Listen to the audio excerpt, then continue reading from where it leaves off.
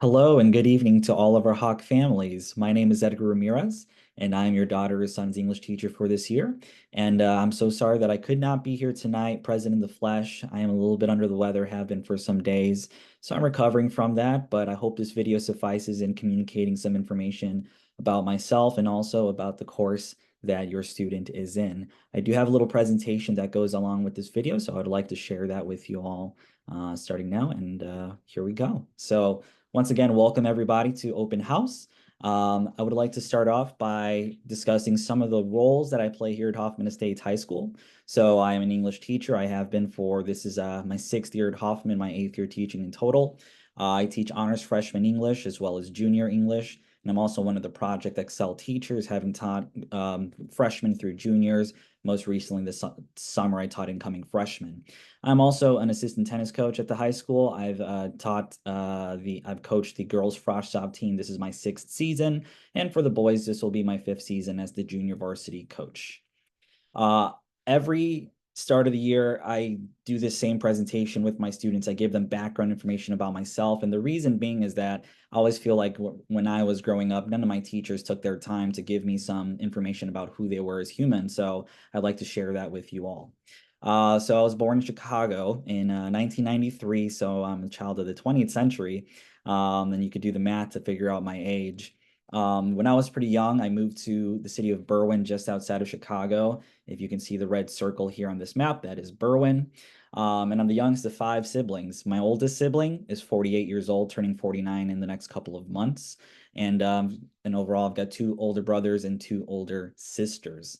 I grew up with my mom. She did her absolute best to raise my brother and I, and then my old 3 other siblings were older than us. So they were more independent as they grew into their adulthood. And we moved around quite a bit. I've lost track of how many different places I've lived in my life, including where I live now. But I think the number is at least 14, possibly 16 different places. So stability was always difficult growing up. We moved around tremendously. And that leads to some of the information that I'm about to talk about next. I like to share about what my high school experience was like. So I graduated from Morton West High School in Berwyn, class of 2011. Go Mustangs. And when I was in high school, I was not a great student. I was a very intelligent kid, but as far as my academic success, there wasn't a lot of it.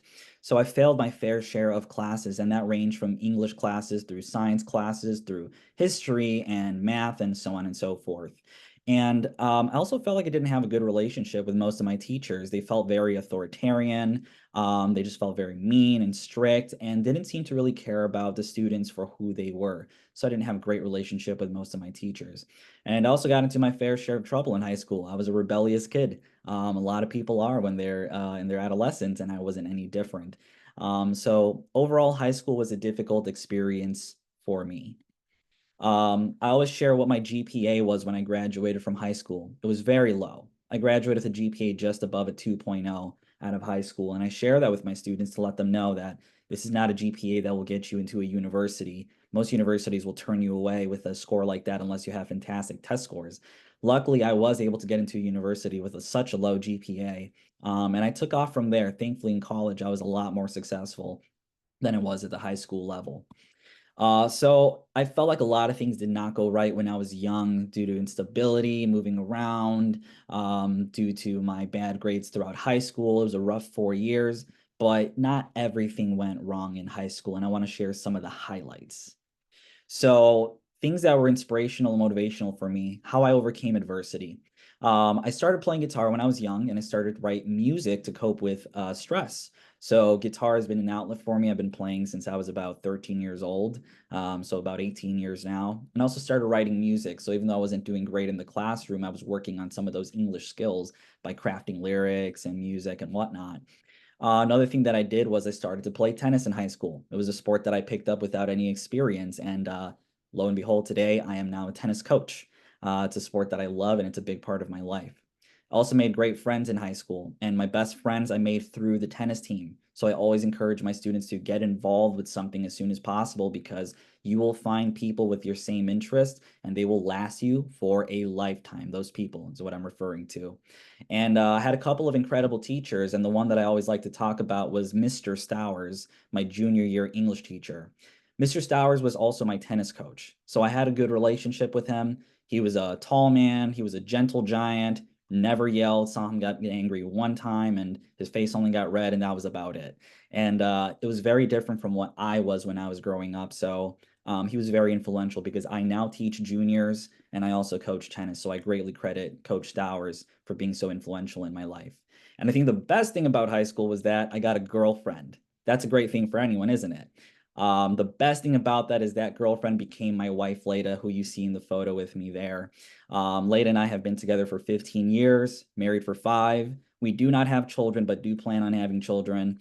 And we both work with children. I teach high school. She works in early childhood. So we are both passionate educators. Life after high school, because things do get better, I continue to write poetry. I still write poetry to this day. I also love reading poetry. This summer, towards the end of it, I read over 10 books of poetry and also wrote quite a few poems, and I'm still writing. I try to write every week.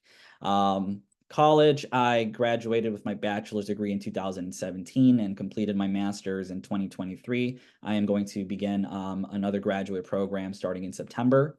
And previous to Hoffman Estates, I taught in the west side of Chicago at North Lawndale College Prep and also taught in the south suburbs at Oak Lawn Community High School.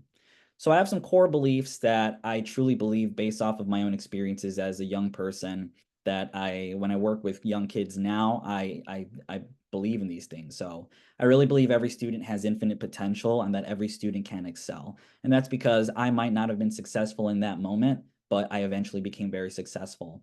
And for that reason, failure does not hinder success. Just because you are not successful now does not mean that you won't be successful later. Resilience is key. You got to have some grit and develop a tough skin. You can't let things get you down entirely. You got to fight through it. I also believe that validation matters. I feel that young people are often told all the things that they do wrong. As a teacher, I try to make it important and make it a point to validate what students know and the things that they're doing right because they deserve that validation. And overall, I believe that we are working in partnership. My students are my students and I'm their teacher, but we are working together to get the best learning outcomes for them. And I have a quote there from a famous American writer, I believe so, Samuel Beckett, from one of his plays. It says, ever tried, ever failed, no matter. Try again, fail better. I believe that we're always just failing better just a little bit every time that we do something because we are always improving, and that's the way things go. And that is the way that I got here today.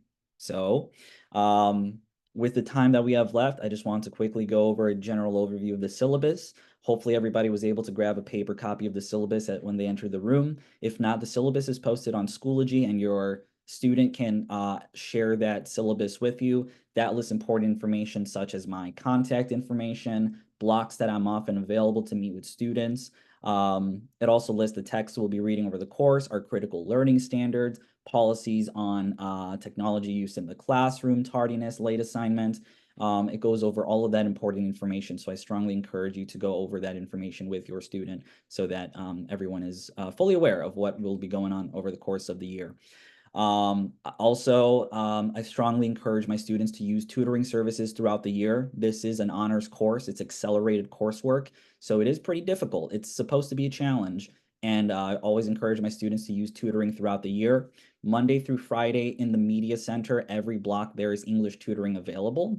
And then after schools, Monday through Thursday from 3 to 5 p.m., there is always tutoring after school for English as well. So I strongly encourage students to utilize their resources as best as possible. I'm also one of the resources, but I think they will also benefit from seeking out other resources to hear as many voices as possible, with whatever it comes to. So once again, sorry that I could not be there tonight, but I hope this video was able to quell some concerns and answer some questions that you may have.